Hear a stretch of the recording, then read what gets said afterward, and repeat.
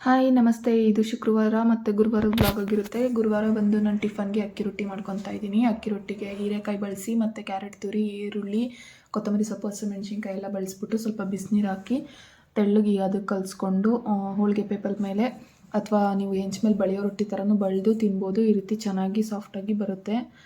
ಇದಾದಮೇಲೆ ಮಕ್ಕಳಿಗೆ ಡೈಲಿ ಒಂದೊಂದು ಫ್ರೂಟ್ ಕೊಟ್ಟರೆ ಇಮ್ಯುನಿಟಿ ಬೂಸ್ಟ್ ಆಗ್ತಿರುತ್ತೆ. ನಾನು ದಾಳಿಂಬೆ ಹಣ್ಣು ಕೊಟ್ಟೆ. ಶುಕ್ರವಾರ ಮಾರ್ನಿಂಗ್ ಬೇಗ ಎದ್ದು 4:15ಗೆ ಬಾಗಿಲು ಸಾರಿಸ್ಕೊಂಡು ರಂಗೋಲಿ ಬಿಟ್ಟು ಪೂಜೆ ಮಾಡಬೇಕು. ಏಕಾದಶಿ ಇವತ್ತು ವೈಕುಂಠ ಏಕಾದಶಿ ಆಗಿರೋದ್ರಿಂದ ಬೆಳಗ್ಗೆ ಬೇಗ ಪೂಜೆ ಮುಗಿಸಿ ಆ್ಯಸ್ ಯೂಶ್ವಲ್ ನನ್ನ ಯೋಗ ರೊಟೀನ್ ಕೂಡ ಇರುತ್ತೆ. ಸ್ಟ್ರೆಸ್ ರೆಡ್ಯೂಸಿಗೆ ನಾನು ಡೈಲಿ ಯೋಗ ಮಾಡ್ತಾನೆ ಇರ್ತೀನಿ. ಸೊ ಅದನ್ನು ಇವತ್ತು ಫುಲ್ ಕಂಪ್ಲೀಟ್ ಮಾಡಿ ಅದಾದಮೇಲೆ ನಾವು ಟಿಫನ್ ರೆಡಿ ಮಾಡಿಕೊಂಡೆ. ಟಿಫನ್ಗೆ ಇವತ್ತು ಸಿಂಪಲ್ಲಾಗಿ ದೇವಸ್ಥಾನಕ್ಕೆ ಹೋಗ್ಬೇಕಾಗಿತ್ತು, ಅದಕ್ಕೆ ಲೆಮನ್ ರೈಸ್ ಮಾಡ್ಕೊತಾ ಇದ್ದೀನಿ. ಅದು ಸಿಂಪಲ್ಲಾಗಿ ಲೆಮನ್ ರೈಸ್ ರೆಡಿಯಾಗಿದೆ. ಇದನ್ನು ತಿಂದು ನಾವು ದೇವಸ್ಥಾನಕ್ಕೆ ಹೊರಡಬೇಕು ಅಂತ ಹೊರಟ್ವಿ.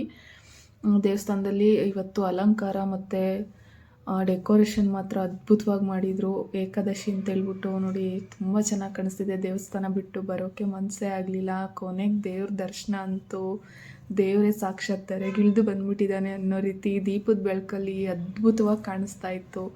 ನನಗೆ ದೇವಸ್ಥಾನ ಬಿಟ್ಟು ದೇವ್ರ ಮುಂದೆ ಒಂದು ಇಂಚು ಕೂಡ ಅಳ್ಳಾಡೋಕ್ಕೆ ಮನಸ್ಸೇ ಇರಲಿಲ್ಲ. ನೋಡಿ ಅಷ್ಟು ಅದ್ಭುತವಾಗಿತ್ತು. ಜೊತೆಯಲ್ಲಿ ಪ್ರಸಾದ ಕೂಡ ಕೊಟ್ಟರು. ತಿಂದ್ಕೊಂಡು ಸಲೂನಿಗೆ ಬಂದ್ವಿ.